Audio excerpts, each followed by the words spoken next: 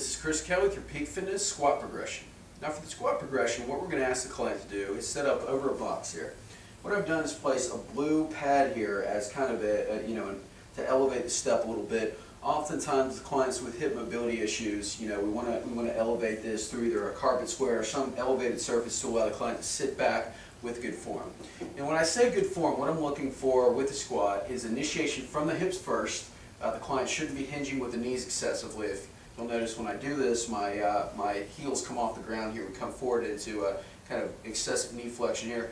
And what I'm looking for here is initiation from the hips first, and really a slight arch in the lower back as we go down. All right, so it kind of looks like the chest stays up, but I maintain this slight arch in my back. All right, if I start to round, if I lose this, oftentimes we'll see the person dip under. The pelvis will do kind of like a little dip under, and that's kind of the point that we want to stop.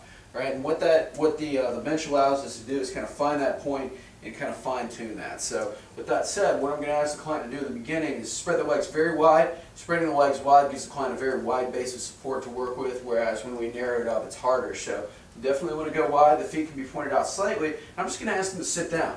All right, this is what is called a vertical tibia, meaning my knees here are vertical. They're completely straight, all right? They're not angled out over my toes, and we want to maintain this, all right? We want the client to just sit back onto the box, and this is a great way to teach the squat. So I'm just going to ask them to, sit down and stand up a few times to initiate this kind of hip hinging strategy, sticking the butt out first.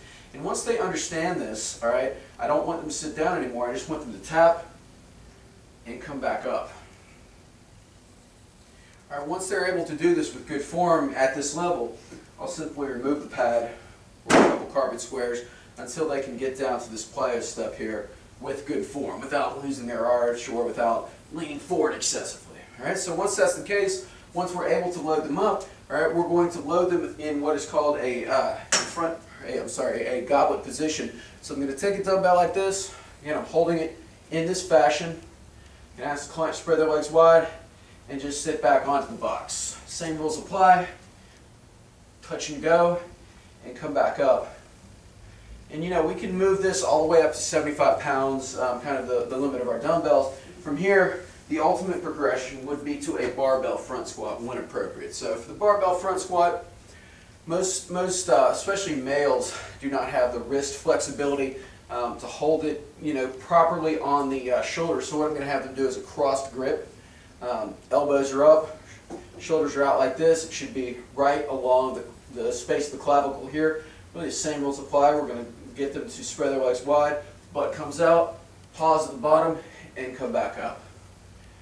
And again, just watch for those form cues. Load them up with a barbell when appropriate, but only when appropriate. If we're dealing with an older client or one that is deconditioned, we want to use some of the variations that I'll describe in our next video.